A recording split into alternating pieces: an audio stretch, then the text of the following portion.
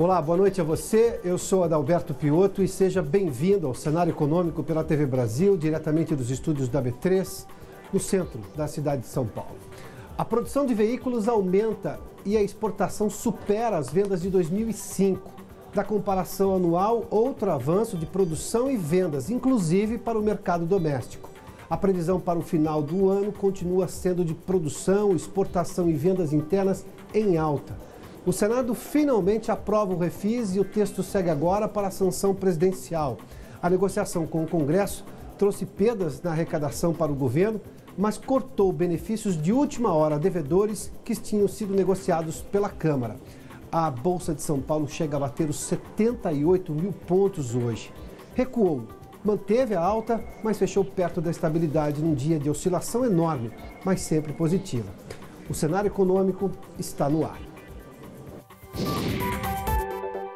O Senado aprovou hoje a medida provisória que cria o Refis, o programa que permite pessoas físicas e jurídicas renegociarem as dívidas tributárias com a União.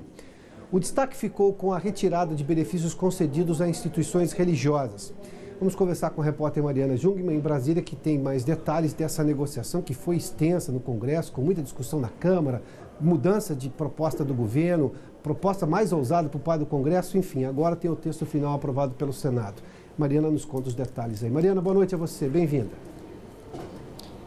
Boa noite, Piotto. É isso, a gente chegou a falar dessa medida provisória, da aprovação dela aqui na Câmara dos Deputados essa semana. Hoje foi a vez dela ser aprovada no Senado, porém, como você disse, foram retirados dois trechos da medida provisória que tratavam de benefícios a instituições religiosas. Um que concedia anistia a dívidas de igrejas e escolas vocacionais e outro que concedia isenção de tributos federais para esse mesmo tipo de instituições. Esses dois trechos foram considerados no jargão aqui do Congresso Nacional como jabutis, Piotto, que é o termo que se usa para quando se insere no texto da medida provisória alguma matéria estranha ao tema original dela. Então, por ter sido considerado dessa forma, esses dois trechos foram impugnados. Apesar da mudança, a medida provisória não precisa retornar para a Câmara dos Deputados e segue para a sanção do presidente da República. A gente só lembra que os parcelamentos, prevêem aí que os descontos vão variar de 50% a 90% sobre os juros e de 25% a 70% sobre as multas devidas aí por esses devedores. Piotto.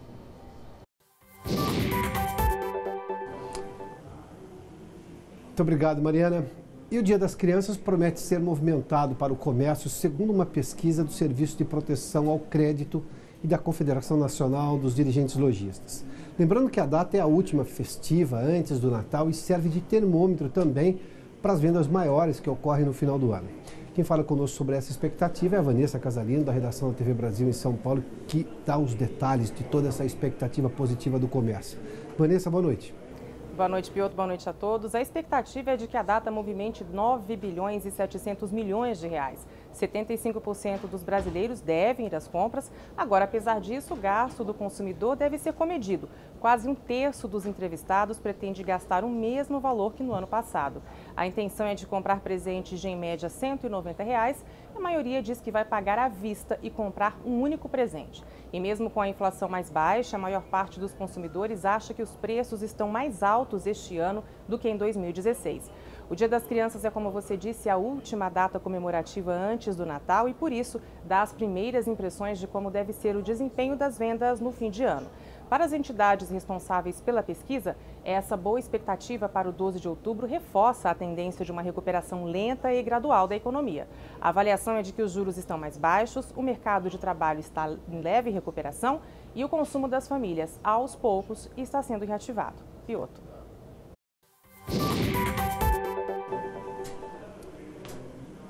Os Correios e o Banco do Brasil anunciaram hoje que chegaram a um acordo para evitar provisoriamente o encerramento dos serviços do Banco Postal em mais de 1.800 agências dos Correios.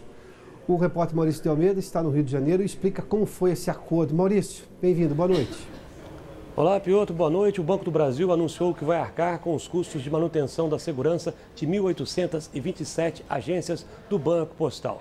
Os Correios alegavam que não tinham dinheiro para contratar seguranças armados nem instalar equipamentos de segurança que foram exigidos pela Justiça. O custo é de R$ 8 milhões por mês. Agora, nos próximos meses, tanto o Banco do Brasil quanto os Correios vão continuar conversando para tentar encontrar soluções para que as agências do Banco Postal continuem funcionando, além de 31 de janeiro do ano que vem. O Banco Postal é, na verdade, uma agência do Banco do Brasil que funciona dentro dos Correios. E ele é muito importante, principalmente no interior do país, já que em algumas cidades o Banco Postal é o único posto bancário onde pode ser sacado, por exemplo, o benefício da Previdência Social. Piotr.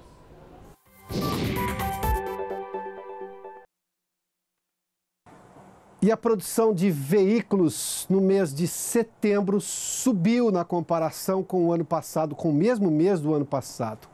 E o acumulado deste ano também é muito superior, o que demonstra esse novo momento da indústria automotiva no país. E que conta com mais um comparativo que é definitivo. As exportações deste ano bateram um recorde e tiveram o melhor desempenho no número de vendas externas desde 2005, ou seja, é completamente um outro mundo para a indústria automotiva. Nesse ano de recuperação econômica, a gente vai mostrar isso no gráfico, sobretudo com relação às vendas. Vamos dar uma olhadinha aqui na produção, evidentemente, do setor, até porque nós temos dois tipos de venda. As exportações, que impressionaram bastante neste mês e no ano, e também as vendas internas, ambas estão em crescimento. Vamos lá, para a gente pegar aqui, olha, a situação é essa aqui. Perdão, vamos lá, agora sim. Em setembro, nós tivemos esse crescimento. Esse setembro é agora de 2017 comparado com setembro do ano passado. Não é com relação a agosto. O gráfico a gente mostra que houve até uma pequena queda. Mas no comparativo com o ano passado, o crescimento foi de quase 40% de produção da indústria automotiva do Brasil. E se a gente fizer um acumulado do ano, quanto cresceu a produção de carros, caminhões, utilitários, enfim, neste ano, está aqui, olha, o crescimento até o momento de produção é de 27%. Ou seja, nós temos os dois comparativos. Só este ano, ou seja, de janeiro a setembro deste ano, 27% de crescimento. Se eu fizer um comparativo mês deste ano com o mesmo mês do ano passado, porque daí eu fujo de qualquer outro tipo de dado que possa interferir, ou seja, é o mesmo mês de cada um dos anos, o crescimento é de quase 40%. Se eu fizer aqui um comparativo de quanto que essa produção foi maior, e esse número, em números absolutos, também é bem interessante, esse dado em números absolutos também é bem interessante. Olha, agora em 2016, lá em 2016, nós produzimos pouco mais de 1,5 milhão de veículos, em 2016. Agora, em 2017, até este momento, ou seja, esse número de 2016 não é o ano todo, é até setembro do ano passado. Até setembro deste ano, para ter exatamente o mesmo comparativo, está aqui, olha. Quase 2 milhões de veículos, 1.986.000 unidades produzidas, ou seja, nós temos 422 mil veículos a mais produzidos pela indústria automotiva nesses meses do ano, ou seja, de janeiro a setembro deste ano, se comparado a janeiro a setembro de 2016. E olhando para outros números aqui, nós temos também o que chama a atenção, as exportações são bastante relevantes. Para se ter uma ideia, esses 55,7% de crescimento neste ano, 566 mil unidades dos veículos fabricados no Brasil foram exportados.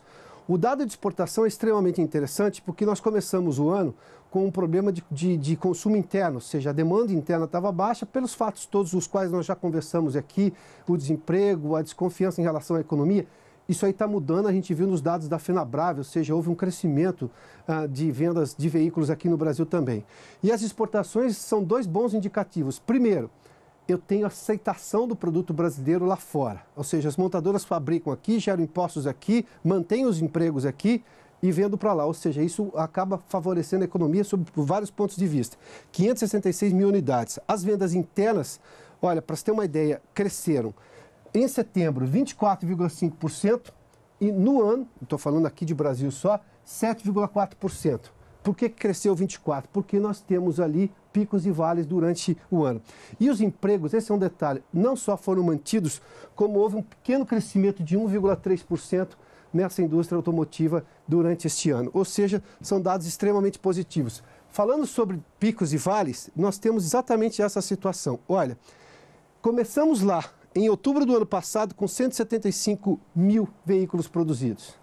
Eu tenho agora 236. Se a gente observar bem o gráfico, eu tenho aqui alta, um pouquinho de baixa, mais uma alta. Esse é o mês a mês, desde 2016. Mas o detalhe importante que mostra a recuperação está aqui, olha.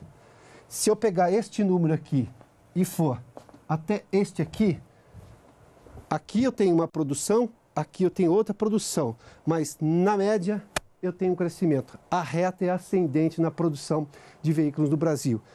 O nome disso é retomada, o nome disso é recuperação econômica.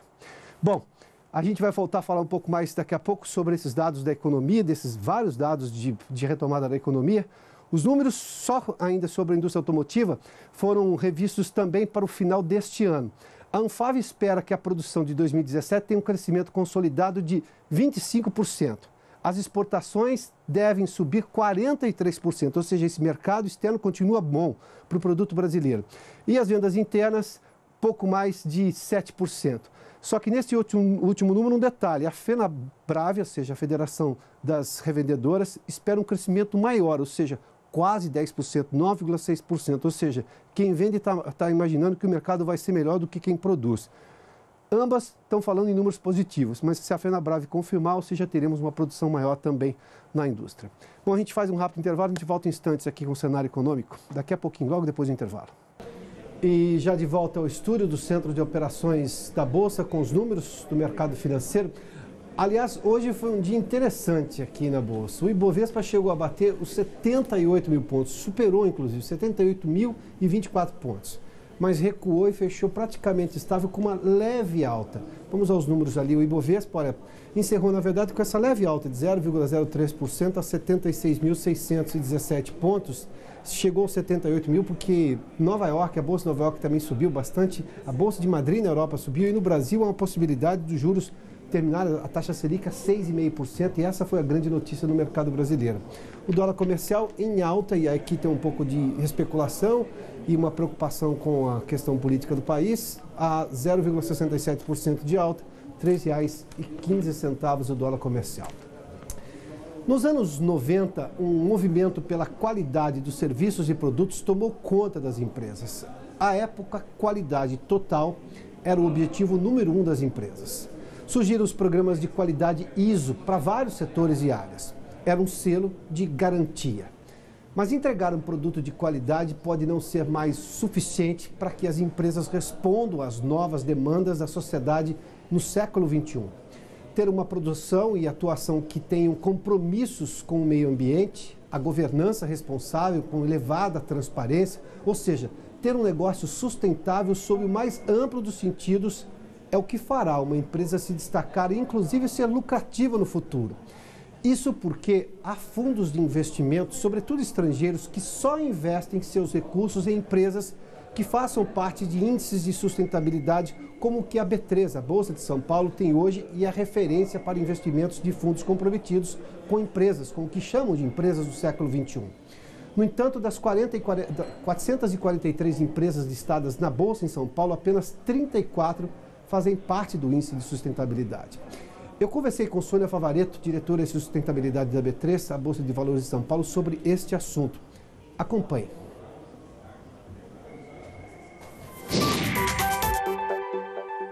Sônia, bem-vinda aqui ao Cenário Econômico. A expressão sustentabilidade nos últimos anos, aliás, quando ela apareceu e foi completamente usada no dia a dia, ela sempre tinha a percepção da questão ambiental. O mundo ambiental se apoderou da expressão, mas o significado é bem mais amplo. Quando a gente envolve empresas com capital aberto aqui na Bolsa, o que quer dizer uma empresa com sustentabilidade? Piotr, é assim, quando a gente está falando da sustentabilidade, a gente está dizendo que a gente trabalha para que os fatores sociais, ambientais e de governança corporativa cheguem na mesma medida que os econômico-financeiro. No fim do dia, a gente está dizendo o seguinte, uma empresa para ser sustentável, por ter as melhores práticas de sustentabilidade, ela tem que olhar o retorno financeiro, sim, mas quais os impactos sociais, ambientais e de governança para este retorno financeiro. O lado ambiental saiu na frente, como você bem falou, pelas questões das mudanças climáticas, por tudo que a gente é mais palpável de ver, tem mais risco frente a isso, mas na verdade o que a gente está falando é um novo padrão de operar o nosso sistema econômico. O econômico pelo econômico pura e simplesmente não atende mais o mundo que a gente está vivendo. Os riscos ambientais que a gente tem, os riscos sociais, trabalho escravo, trabalho infantil em cadeia de produção, tudo isso afeta o econômico. Então, o que a gente está dizendo quando a gente fala de sustentabilidade, que um dia a gente não vai precisar mais usar essa palavra. Porque todas já vão estar... Esse é o ponto. Comprometidas todas. Com essa amplitude do termo sustentabilidade. Exatamente, esse é o caminho. A gente faz uma analogia com qualidade total. Lá na década de 90, a gente teve aquele boom de qualidade total. Então, todas as empresas tinham aquelas áreas de 40, 50 pessoas de qualidade total. Isso não tem mais. Porque a qualidade total hoje é um atributo do teu produto ou serviço, então ele não vai ser comprado. Claro. Só que teve que ter um momento para que a gente falasse sobre aquilo, ISO 9000, etc. Então, o trabalho que a gente faz quando fala de sustentabilidade é conscientizar empresas, cidadãos, governos de que o econômico pura e simplesmente já não dá mais conta dos desafios do mundo atual. Ou você olha o econômico com risco ambiental, com risco social e risco de governança e oportunidades, ou você vai estar fadado no muito curto prazo a não ter retorno. Interessante você fazer menção àquela época dos ISOs, se isso foi nos anos 90, que ficou gigantesco, saiu uma série de ISOs específicos para cada área.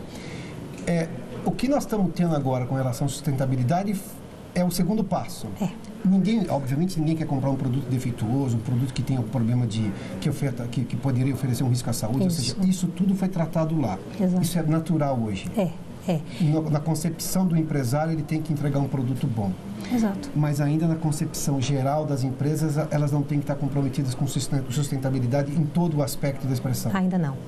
Esse é o caminho. Daí que a discussão se faz agora. Exatamente. Esse é o caminho, porque ainda não é muito claro qual o ganho que eu tenho em participar de um índice de sustentabilidade. No fim do dia, eu tenho investimento para criar uma área de sustentabilidade. Qual é o retorno que eu tenho com isso? Então, a discussão que a gente faz é assim, vamos olhar do ponto de vista do risco. O que você perde se você não olhar os seus riscos sociais, se você não olhar os seus riscos ambientais? Então, a gente ainda trabalha na agenda de sustentabilidade pela abordagem do risco, porque ali é mais tangível. Veja um risco ambiental, você para uma planta. Sim. Você é um banco que financiou, você é corresponsável por isso. Né? Você tem um trabalho infantil na sua cadeia de produção, você para. Né? Você tem risco reputacional. Quebra a imagem da qualidade do produto, inclusive. O preço de ação vai lá embaixo. A qualidade total se esvai rapidamente. Então, quer dizer, a gente ainda tem uma abordagem mais do risco, mas mais e mais a gente consegue demonstrar também o retorno. Quando a gente fala de índice de sustentabilidade, é concreto. Quando você compara volatilidade e performance de índice de sustentabilidade versus o índice principal, aqui no caso nosso, o Ibovespa, o ISE, que é o índice de sustentabilidade empresarial, tem muito menor volatilidade, ou seja, menos risco, e muito mais performance. Aí você vai falar, mas então, por que não é um índice muito utilizado? É o caminho que a gente está construindo para isso, né? Mas aí as empresas precisam mudar, não basta querer fazer parte do índice, ela tem que mudar uma série de procedimentos. A história do ISO lá atrás também, ela tinha que mudar uma série de coisas em procedimentos internos. Na verdade, integrar um índice de sustentabilidade é a consequência do que você mudou na sua companhia, nas suas políticas, nas suas práticas, no que você está prevendo nos seus planejamentos estratégicos. Um exemplo concreto, vai tentar ser um pouco... Você tem ali a sua linha de produção de novos produtos, está lá na prancheta. Então, você tem a tua fábrica lá, os seus engenheiros olhando. Eles estão olhando na mesma medida o quanto este produto terá de impacto social e ambiental depois de lançado, assim como um impacto financeiro e retorno? Impacto social, pegada ambiental, para usar uma expressão. Exatamente, pegada ambiental, exatamente, tudo isso. No século passado, as empresas eram lucro a qualquer custo, porque também o investidor era lucro a qualquer custo. É outro mundo, Piotr, isso. Hoje eu tenho investidores, fundos de investimento, os grandes que só aplicam dinheiro numa empresa que tenha comprometimento ou que façam parte de uma sustentabilidade, porque daí alguém já mensurou isso para o fundo. Exatamente. E, sobretudo num fundo estrangeiro, quando chega num país novo, faz parte de sustentabilidade. Qual é a percepção desse investidor quando a empresa faz parte de uma sustentabilidade como o da B3? Depoimentos de investidores. Eu já pulo uma etapa de avaliação e eu olho com outros olhos a empresa. Ou seja, ele leva em conta a credibilidade da B3. Não tem a mínima dúvida. Ele já olha assim, essa empresa está no ISE? Então eu já posso pular uma série de etapas que eu faria de avaliação para ver se eu invisto nela. Então o índice tem completa aceitação internacional, porque tem padrão internacional de aceitação, de compreensão. Assim. Ele tem uma credibilidade, ele foi o 4º índice do mundo desse tipo a ser lançado. Primeiro foi a Bolsa de Nova York, depois a gente teve Londres, Joanesburgo e Brasil. E esse é um grande pioneirismo do Brasil, na região e no mundo.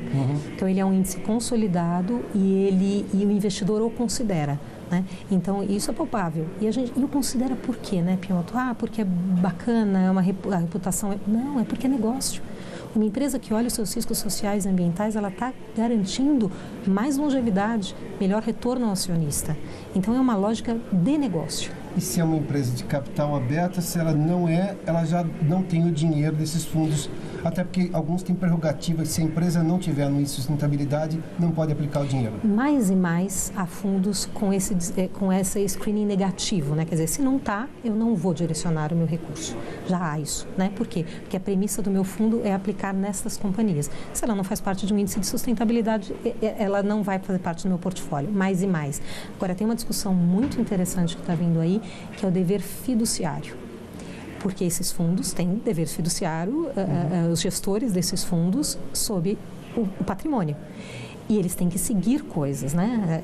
E cada vez mais a discussão é trazer as questões sociais e ambientais também dentro do dever fiduciário dos gestores de fundos. Essa é uma discussão absolutamente atual. Sônia, para encerrar, estar no fundo hoje não é permanente, os compromissos precisam ser mantidos, ou seja, se a empresa quebra o protocolo do que ela tem de seguir para fazer parte e evidentemente ter esse privilégio de fazer parte de uma insustentabilidade, ela sai. Corre-se o risco de sair, não é um título eterno. Não, de forma alguma. Este é um portfólio, é uma carteira anual. Então, a cada ano, a gente faz uma nova eleição, uma nova escolha dessas companhias. E as companhias entram e saem. Então, a gente, na verdade, nem fala sai, na verdade, são novas carteiras que a gente anuncia. Mas, além disso, ao longo do ano.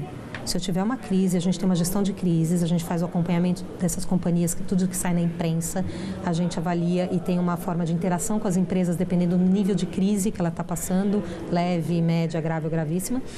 E ela pode ser excluída da carteira no meio do ano. Isso pode acontecer. Até hoje não aconteceu, mas é possível. Se uma empresa passar por uma crise que fira todos os preceitos do índice de sustentabilidade, eu não tenho como mantê-la na carteira. É claro que tem um processo longo. Essa companhia é chamada a conversar no conselho do índice, mas é possível que ela saia no meio do ano, por exemplo. Ou seja, ela tem tempo para se explicar, mas terá que se explicar. Terá que se explicar, terá que convencer, a gente vai ter que entender, porque as empresas são organismos vivos, elas passam por problemas, isso é natural. Só que se você passar por um problema tão definitivo naquele momento que fira as premissas daquele índice, você vai colocar em risco a credibilidade do índice, isso não pode acontecer. Então ela tem chance de explicar, ela tem chance de contar quais são os procedimentos, só que se no fim do dia existe um conselho com 11 instituições de mercado, a B3 preside, eu presido esse conselho em nome da B3, e a gente tem todas as instituições ali que nos ajudam a geri-lo. Se o conselho chegar à conclusão que não foi satisfatório, isso pode acontecer. Sônia, obrigadíssimo pela gentileza. Obrigada a você, viu? Imagina, muito obrigada. No final do ano de 2009, 2010, a Petrobras fazia parte do índice de sustentabilidade aqui da Bolsa e saiu do índice de sustentabilidade, entre outros problemas, porque prometia à época ser uma empresa preocupada com o meio ambiente, mas produzia e entregava no Brasil um diesel cheio de enxofre, com mais de 1.500 partes ou 500 partes de enxofre por milhão. Só para você ter uma ideia, o problema, sendo que na Argentina a própria empresa brasileira entregava um diesel com menos enxofre. A maior quantidade de enxofre compromete a saúde das pessoas e reduz a expectativa de vida, além da qualidade do ar numa cidade como São Paulo, por exemplo. Hoje, na verdade, o diesel que a Petrobras entrega é muito melhor. Naquele momento, a empresa perdeu porque prometia uma coisa e entregava outra. Recentemente, a mesma Petrobras recebeu da Bolsa, além de voltar a fazer parte do índice de sustentabilidade, um prêmio de gestão responsável, ou seja, a empresa que no passado se comprometeu porque prometia uma coisa e entregava uma coisa muito ruim, saiu do índice e perdeu o valor de mercado. Inclusive teve que se responder a vários órgãos, inclusive na Bolsa de Nova York, onde a Petrobras tem papéis negociados também. Agora a empresa mudou completamente a sua condição, voltou a fazer parte do índice e passa a ser uma empresa, inclusive, que ganhou esse prêmio recente que nós divulgamos aqui, tempos atrás, aqui no Cenário Econômico, de o que é uma empresa comprometida com o que se chama de sustentabilidade no sentido mais amplo. Ou seja, Essa questão é que vai, de alguma forma, monitorar a sociedade em relação a qual é a posição e o comportamento e o compromisso das empresas em relação à própria sociedade, o local onde ela vive. É o que se chama de responsabilidade social de fato, de verdade. Ou seja, é um novo patamar de obrigação e de comprometimento social da iniciativa privada. E a gente vai continuar acompanhando esse assunto aqui no Cenário Econômico, que fica por aqui. Obrigado pela sua companhia, pela audiência. Boa noite e até amanhã.